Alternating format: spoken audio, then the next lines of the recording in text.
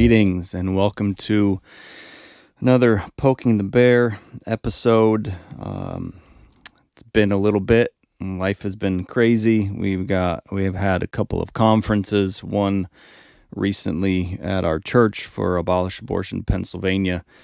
Great conference. Really good. Just a different type of conference. It was also a fundraiser as well for the organization, and we had a great time of camping out the night before on a Friday night. We had a couple of sessions by Aaron Pratt, our executive director at AAPA, and Brett Baggett came all the way from Oklahoma and preached on that night.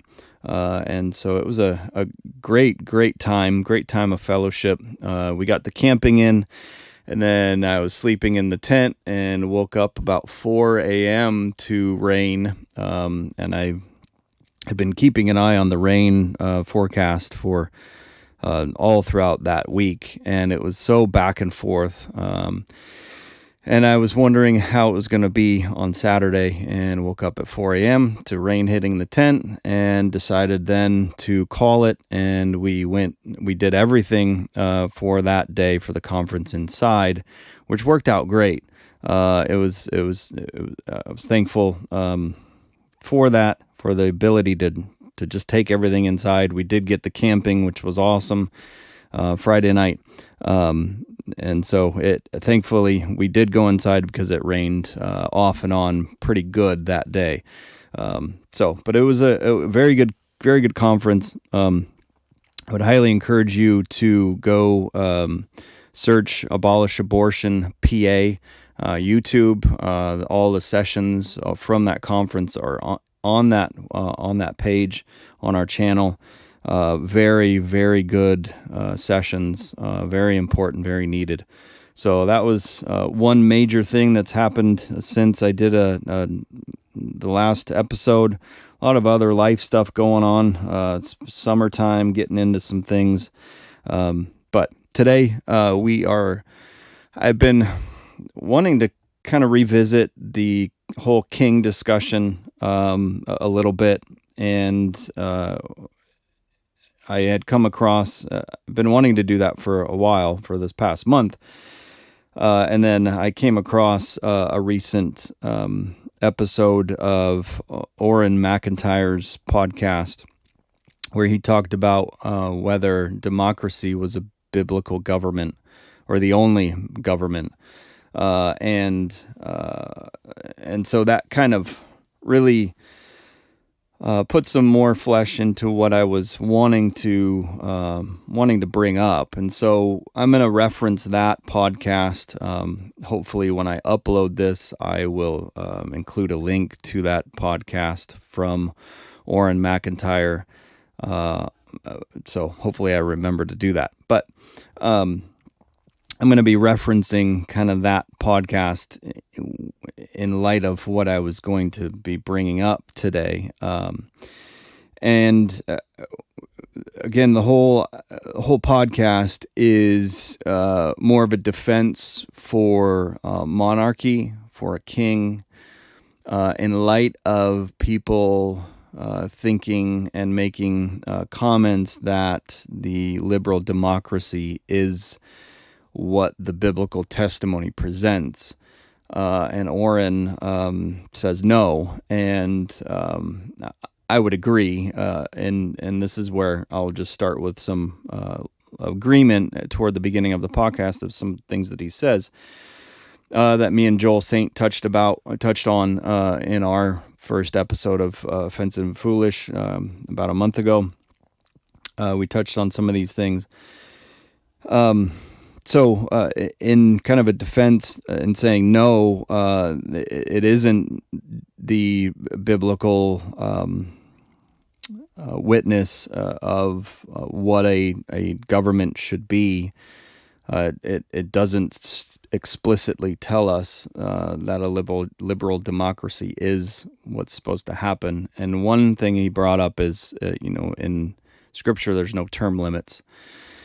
So that's a detail of liberal democracy that really is not found in the scriptures, and I would agree. I've never been a fan of term limits, especially as it has come into practice with elders and deacons.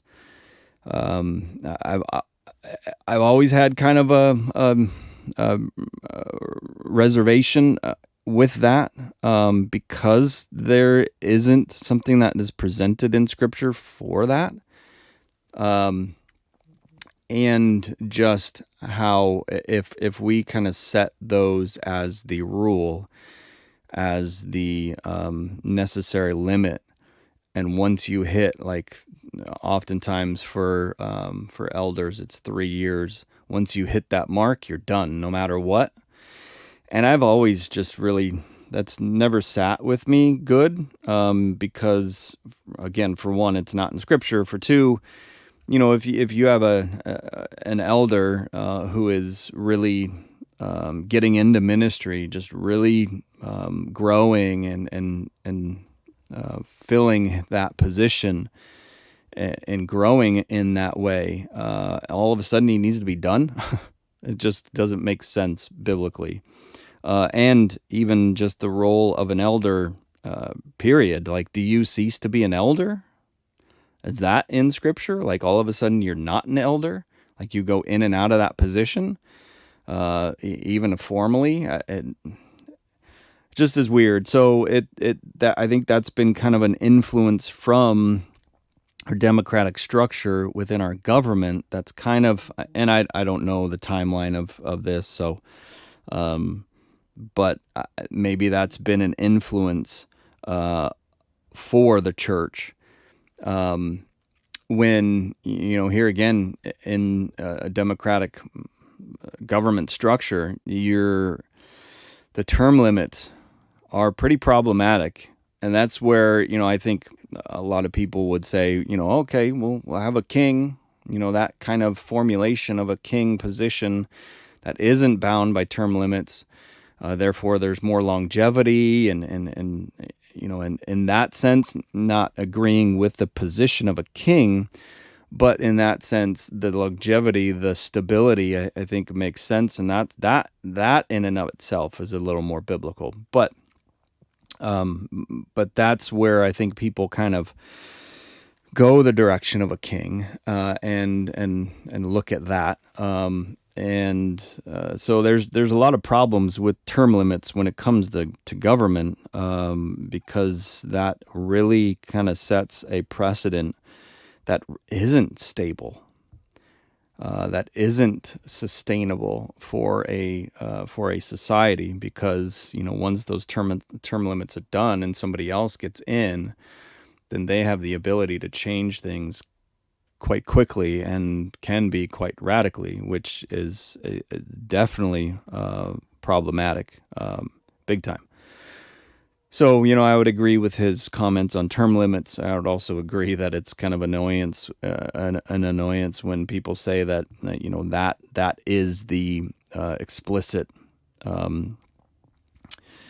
structure that the biblical testimony gives us in a liberal democracy, which I would highly disagree with as well. Though I don't agree with where he goes with it, with a monarchy in some major respects of it. And so this is where I would then start to kind of look at that podcast in a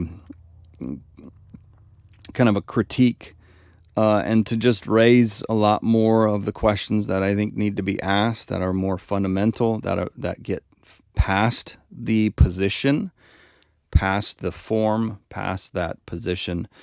So one thing they toward the beginning, I'm going to kind of go through the podcast sequentially in a way, with some of the comments I make, but maybe not exactly.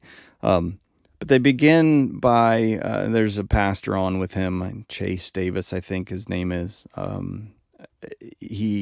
they go on, they begin by rejecting, by saying that if you reject monarchy, that's quite laughable, because Jesus is king, because Christ is king, which kind of brings up an interesting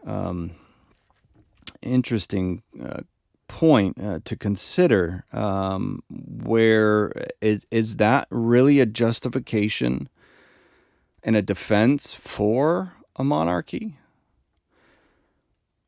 What about when you get into the other offices of that Christ fulfilled? Would we say the same thing as for a priest or for a prophet?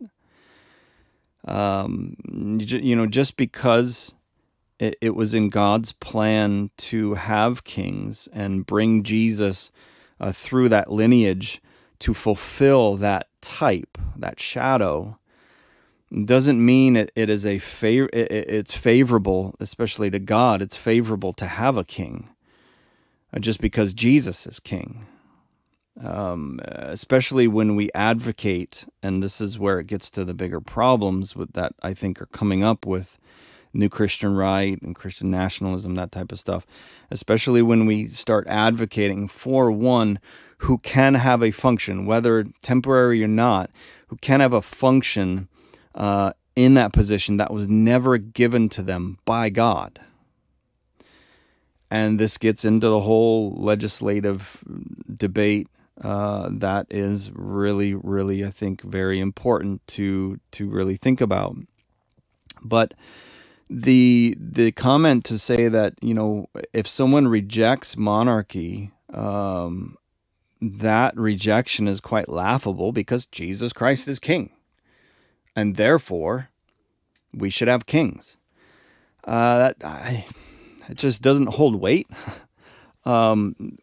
Especially when you think of the types and shadows in the Old Testament that are pointing to the fulfillment of Christ and what he would do. These earthly types, they were not supposed to last in a respect. Especially, again, if you apply that same thinking to a priest, are we to have that same type of priesthood? When you get into prophet, are we supposed to have that same type of prophet? And so when we think about these types and shadows, just because there was a situation of a king, and again, allowed by God, does not mean, and especially as Jesus fulfills that office, does not mean that having a king, having a monarchy is the legitimate, favorable structure of government automatically, just because of that. The reality of Jesus as prophet, priest, and king is what all this led to. All of these types and shadows led to the fulfillment of Jesus fulfilling those offices. And so in a lot of ways, and I think this is more clear when you get to priest and prophet, not so much when you get to king, and maybe because we haven't thought specifically about this. And I think there's more that I would even need to think about of how that fits. But as Christians, we shouldn't look to set these offices back up in the way that they were set up, but to know that they are already up in Him because He's fulfilled them, and then think about how we are to function in that reality under Him. And that's where there's the changes come with these three offices, that the priesthood, it changes. We are not priests like that old priesthood. The role has changed in someone being an under shepherd under the lordship of Christ in that realm of the ecclesiastical situation and position, not as a priest anymore. Same when you get to a prophet. There is no prophets like the old, who were the types and shadows of what Jesus would fulfill. And so when you come to now, that priest, that prophet office has been fulfilled in Christ. He is the true prophet. So any role or broad position of a prophet has changed, especially when you get to the foretelling aspect of what a prophet was. That has been done away with, and so we are not to set that up again like it was before. There is the foretelling. There is the prophetic voice on the truth of God under the lordship of Christ, according to and by the use of His word, all of His word. So we are to have that prophetic voice as Christians, even as pastors, that type of thing. So that office has changed. So we're not to set that same prophetic office back up that it was like before. And so I think a very similar situation is should be thought about when you dig into the position of a king, where we shouldn't be setting up that same office with that and there's differences here, especially when you get into God allowing them to have a king. They're griping, they're complaining, they're that type of thing that needs to take into consideration. That moves us into a different category or different kind of distinction that needs to be dealt with separately. But just to go back to their point of saying, if you reject a monarchy, that's really kind of laughable because, Christ is king. Well, again, I don't think that's a good argument for setting up a monarchy and that being what we're supposed to be doing.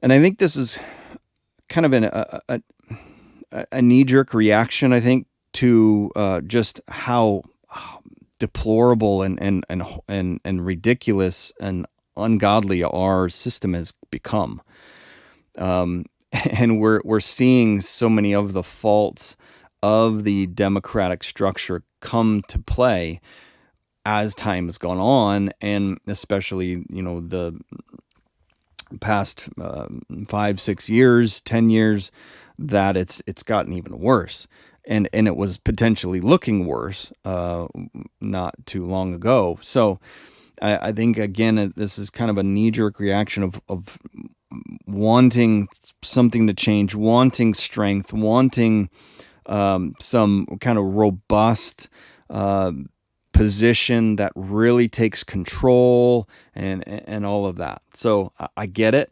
It's understandable, but I think we need to think through it more. In light of kind of the types, the shadows kind of context of looking at these offices, I wanted to read John Owen, who kind of makes some comments about this. It's quite interesting. This is from his sermon, The Advantage of the Kingdom of Christ in Shaking the Kingdoms of This World. And he's preaching on a text from Ezekiel, and he says this: the time being came that God would destroy the outward, visible monarchy of the Jews for their false worship, tyranny, persecution, and oppression. He employs the king of Babylon in that work, who subdues the nation, takes away 2 kings, one after another, and appoints Zedekiah, a titular or nominal governor, under him. But the wrath of God being to come upon them to the uttermost, he also closes with Egypt, rebels against him by whose appointment alone he had any right to be a ruler. So way is made by his ruin to put an end to the kingly reign of the house of David in Jerusalem.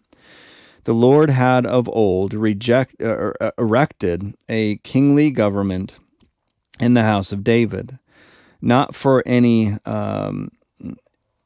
high position of rank or prominence in the government itself, or for the civil advantage of that people, for he had long before chosen and established another, consisting of 70 elders of the people. He cites Numbers 11:24 for that, to whom he added prophets and judges, extraordinarily raised up in several generations, according to his promise in Deuteronomy 18:18, which when the people rejected, he said they rejected him, or his institution, and he cites 1 Samuel 8:7, but that it might be a type of the spiritual dominion of their Messiah, and so was a part of their pedagogy and bondage, as were the residue of their types, every one of them.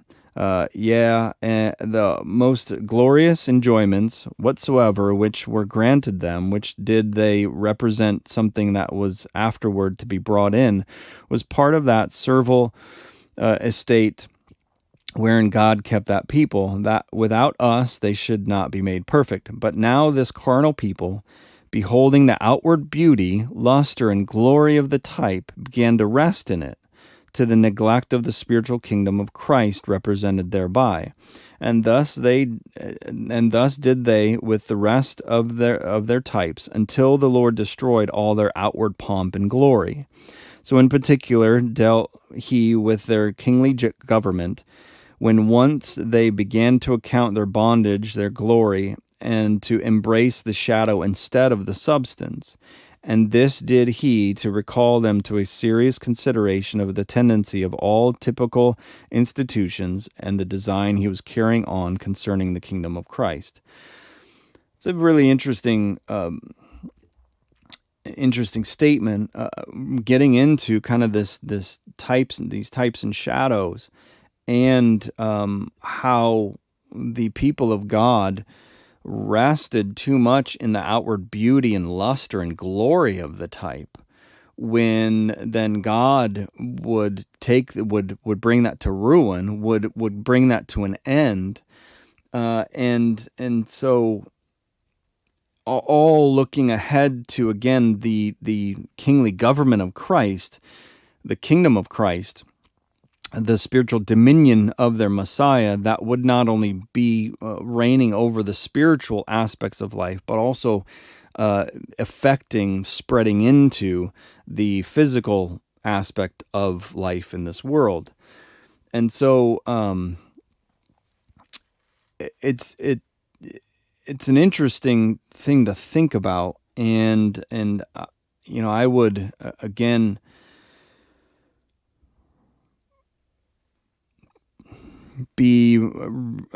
have a large reservation on how we're looking at wanting to raise up this kind of king figure, this kind of Christian prince, or however people are kind of labeling it,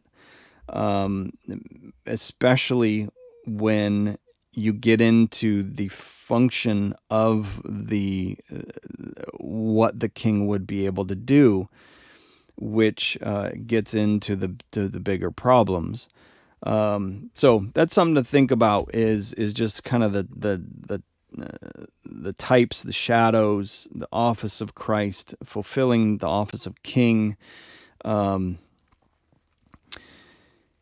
Again, he says, so in particular dealt he with their kingly government, when once they began to account their bondage the glory, and to embrace the shadow instead of the substance. And this did he to recall them to a serious consideration of the tendency of all the typical situations and the design he was carrying out concerning the kingdom of Christ, to embrace the shadow instead of the substance. And I think that gets to how, again, addressing the issue of the function. Because if we're setting up no matter whatever we call it, this Christian prince, king, or whatever, if it's not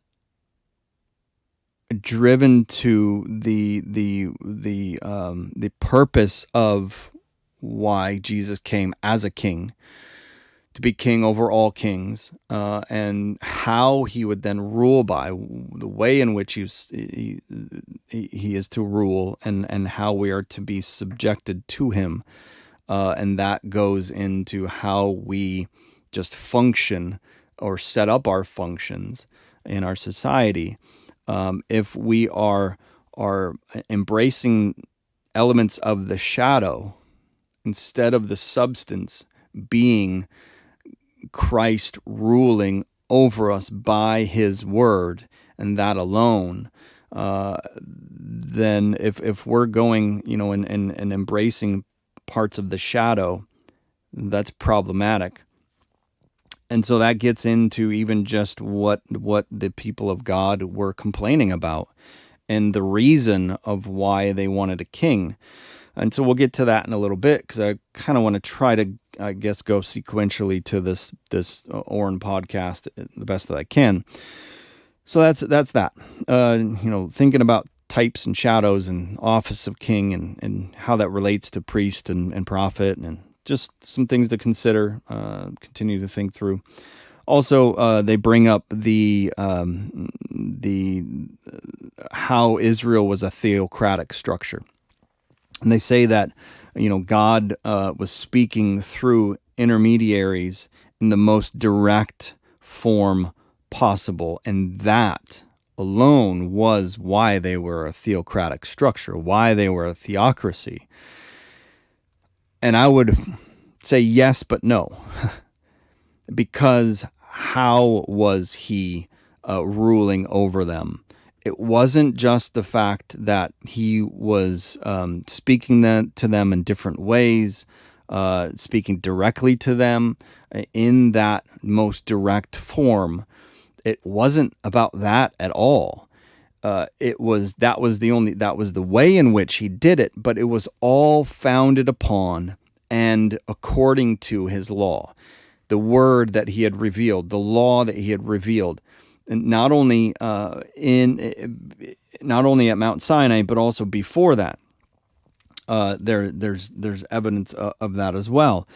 But it was even more clear that as soon as that was revealed to the people of Israel, that's how he governed over them. It was by his word.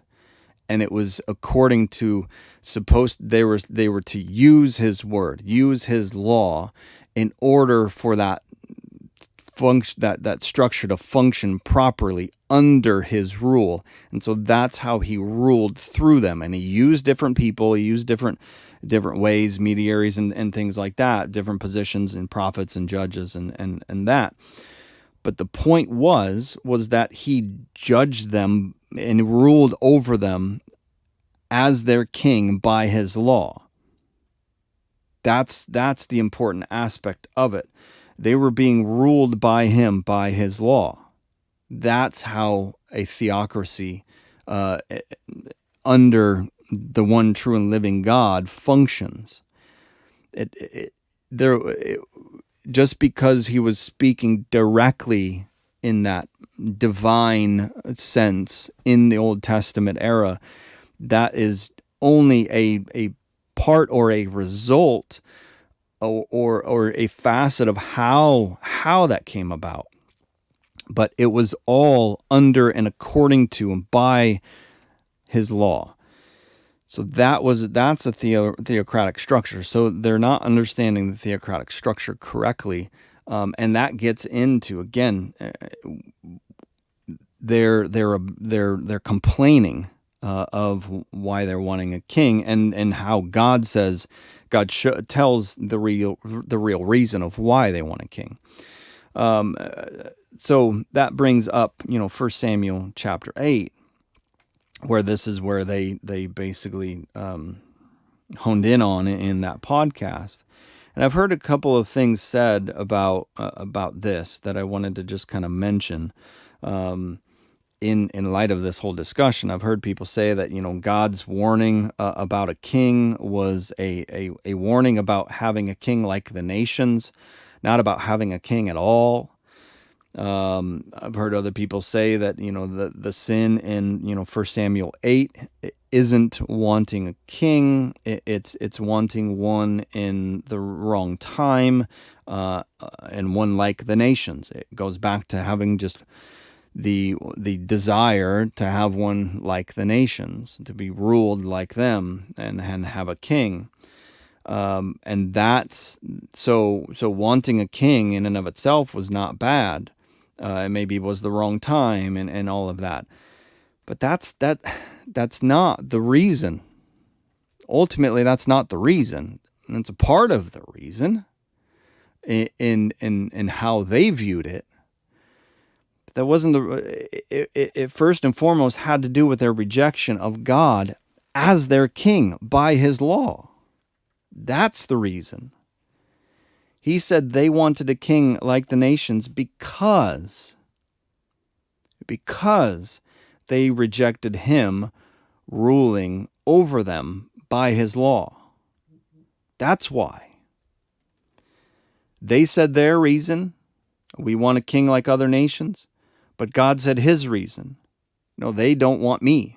They don't want me ruling over them by my law, under my kingship, according to my law that I have revealed to them that they are supposed to use, and that alone, it's sufficient. They were supposed to use that law for the purposes of their society. We see that in the case laws. We see that in Deuteronomy 4, where nations are to look at the people of Israel and say, whoa, look at that nation. It was because of his commandments, of his laws for them. That was his rule over them, and they didn't want that. That was the reason. It really, in many respects, had really nothing to do about another nation, a king of another nation, because it was just because they weren't happy with God's rule over them by his law. They were tired of it. They were done with it. They didn't want it anymore. They were rejecting him ruling over them by his law. They wanted to do things their way, not God's way. And so that is a really, really important point that I think people are missing. And even when they're asking for another king, complaining, we want a king. What do they say in 1 Samuel 8:6? They say, give us a king to judge us. See, even the Jewish people, even the people of Israel understood that if they were to have a king, his function was to act judicially. They had that understanding. That was supposed to be his function. So they even when they were complaining and demanding, give us a king. Give us a king to do what? To judge us. Because they weren't happy with God doing it over them by his law. And that, again, that's a really, really important point. What was the function when God allowed Israel to have a king? And I'm emphasizing allowed all the time. When God allowed them to have a king, what was the function of the king supposed to be?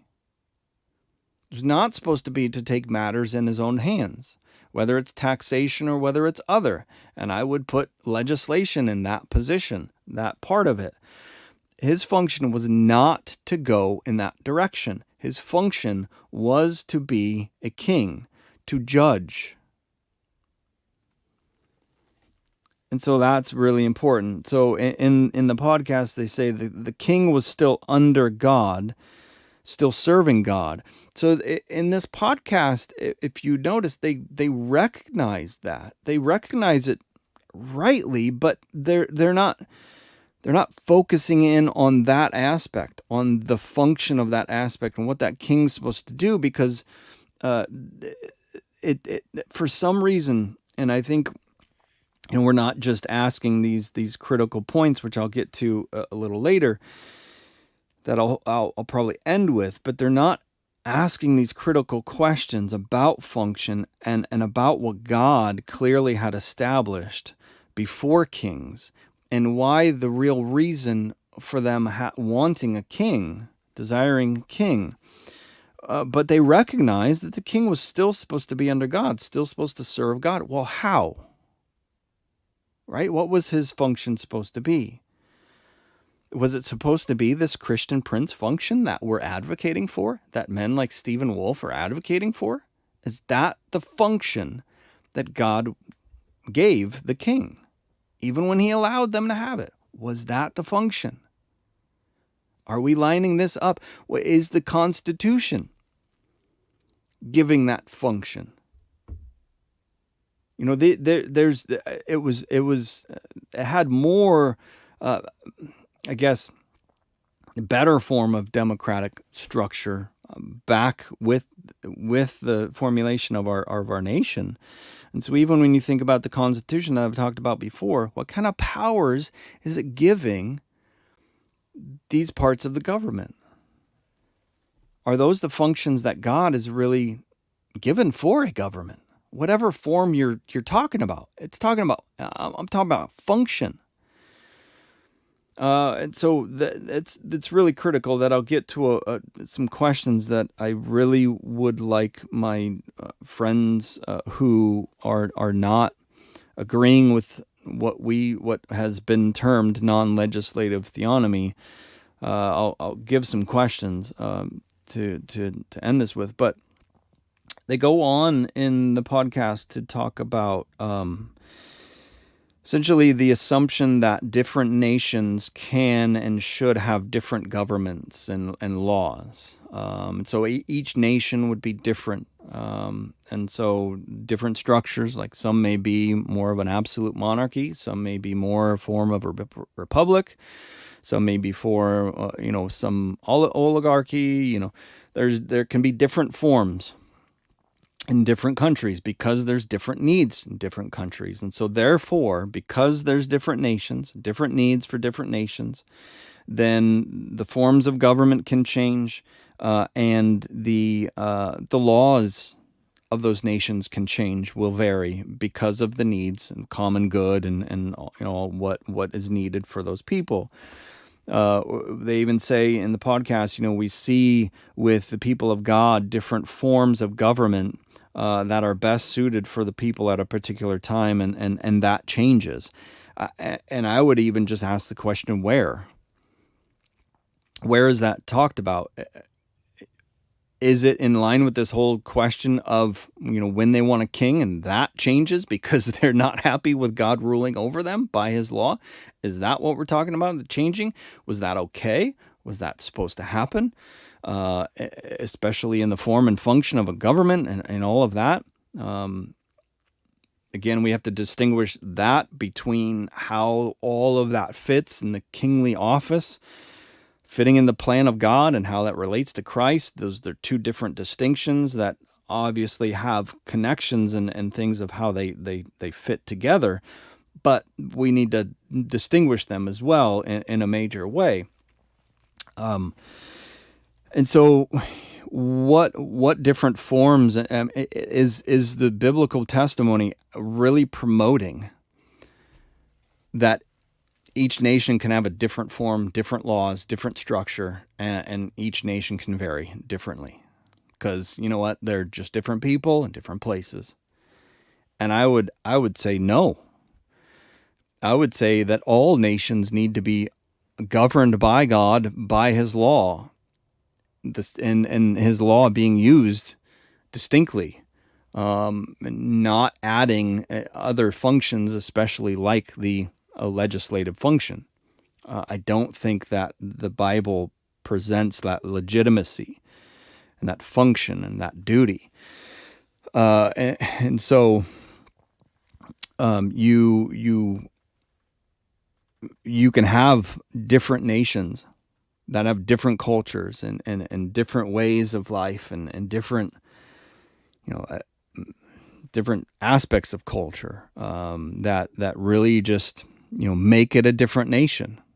That's going to happen, and that's an awesome aspect of nations, but they all are supposed to be governed under the lordship of Christ according to and by his law, with that use of the law being an integral function as establishment in their society and in the structure of it. Which here I've heard people, say with an objection, oh, well, then, every nation is going to just be the exact same, and it's all going to be monolithic, and it's all just going to be boring, and we're all going to be just the same. And I think that's just such a horrible assumption and weird statement.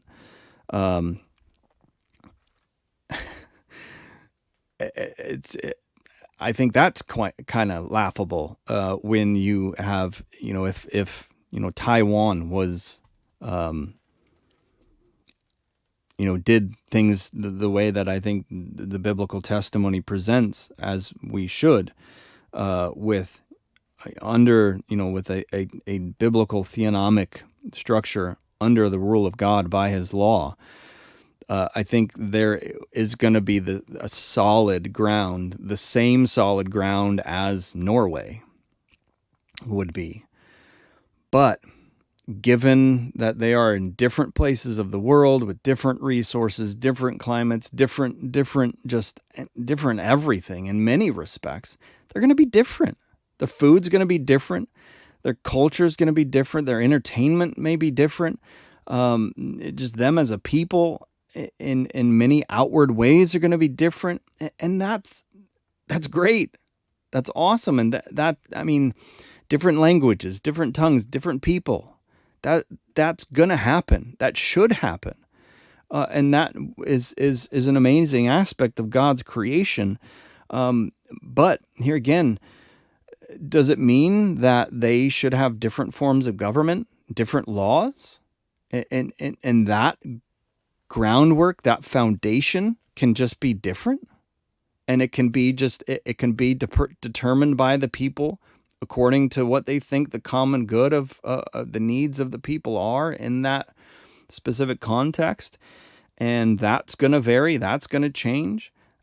I would highly disagree with that, and so it's just kind of I mean, even when you get into the biblical testimony, you are seeing under the what's quote unquote non-legislative, under that function, because God is the legislator. So I would say divine legislative theonomy, in a respect that God is the one who gives law, the one who determines law. That is sufficient for every people, for every generation. And we see that those principles embedded in God's law, the lex talionis.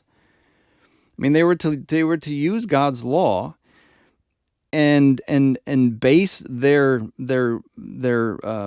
adjudication, their decisions based upon that. In different scenarios, in different situations, that would change generationally, and that would change as time went on, in just the people and in the place and in the things that, the resources and all of that type of stuff, and that would change. And so the principles of the lex talionis, that the punishment fits the crime, that is a form that you align your situation to your what you are supposed to judge. You are to align that according to God's law, and God's law that He had revealed, His revealed law, is sufficient for that, is to be used to judge accordingly, based upon what God has given, that is timeless, that can be applied to many different situations and be used sufficiently, and bringing it to compile upon the situation that you're faced with. And so there is that timelessness, or that crossing boundaries of nations, that God's law can be implemented all the way across in the world, in one nation compared to another nation that's way on the other side of the world, with different people, different scenarios, different resources, different things like that. God's word, God's law is sufficient for that.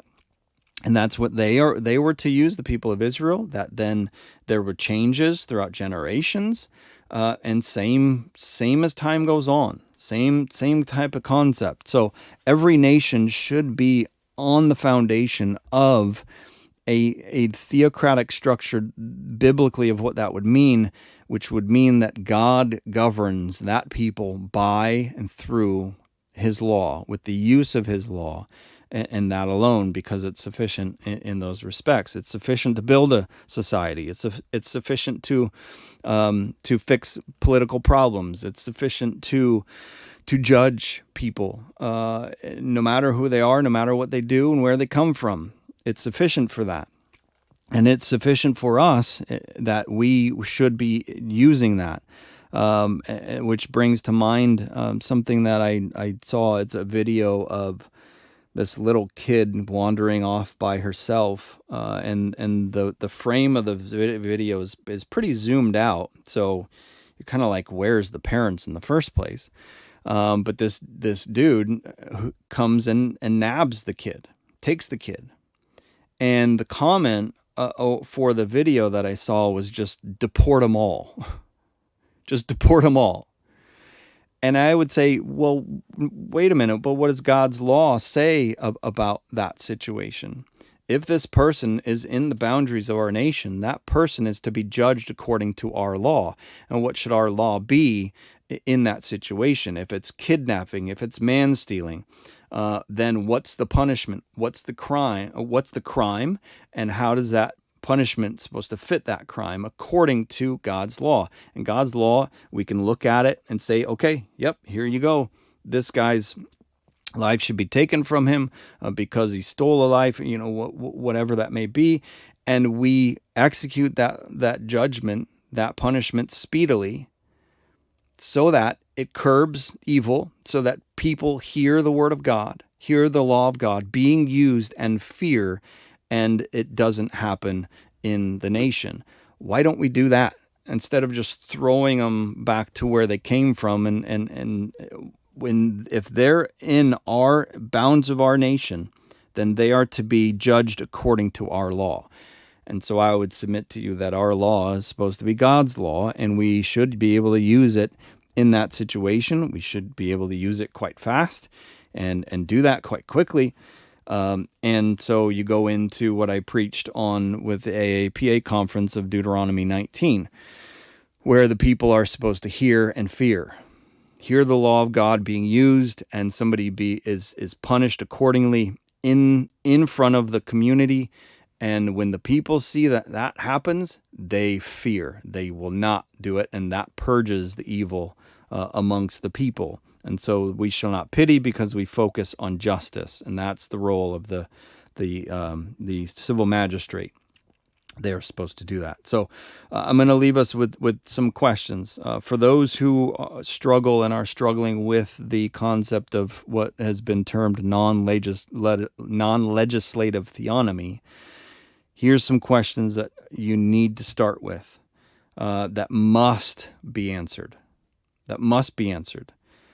Does God ever give, ever prescribe, ever delegate, ever establish, ever institute a legislator, the position of a legislator, and the legislative function? Does he ever give that function, that duty? Does he ever tell his people to make law? Does he ever do that? Does he ever establish a legislative position and function? Does he ever do that? Because he does that with the judicial. He does that very clearly with the judicial. He gives this. He establishes this. He delegates this. He institutes that as what the people are supposed to do and what the people are supposed to be. He does that quite clearly. So where is that when it comes to a legislator in the position and a legislative in the function, what the legislator is supposed to do that we have set up in our societies and that we advocate for? So those are important questions that we have to start with. And so what does the Bible say about those? So we'll leave you with those. Yeah, so a lot to think about. Thankful that this other podcast by Auron came across my way to kind of even bring a little more clarity, a little more flash to what I wanted to talk about. That's been a month in the making, kind of thing, month in the kind of just stewing in my mind. So hopefully this gives you some things to think about. And to kind of consider what's being said and advocated for, because this voice of this Christian nationalism type of voice and the new Christian right voice is really growing. And I think there needs to be some reservations, at least some reservations. So thank you for tuning in. And thank you for listening to me ramble. For those who listen, appreciate it. Go to futureofchristendom.org. Get in and register for our fall conference, our annual conference. It's going to be a 3-day conference this year, which is a change for us. We're going to have Jeff Durbin, and that it's going to be a really, really good conference based upon false religions, cults, how to understand them, that type of thing. So go to futureofchristendom.org and get your registration, because it is filling up quite quick, and so there may not be space. So, but again, thank you for watching, and we will check you later. Peace out.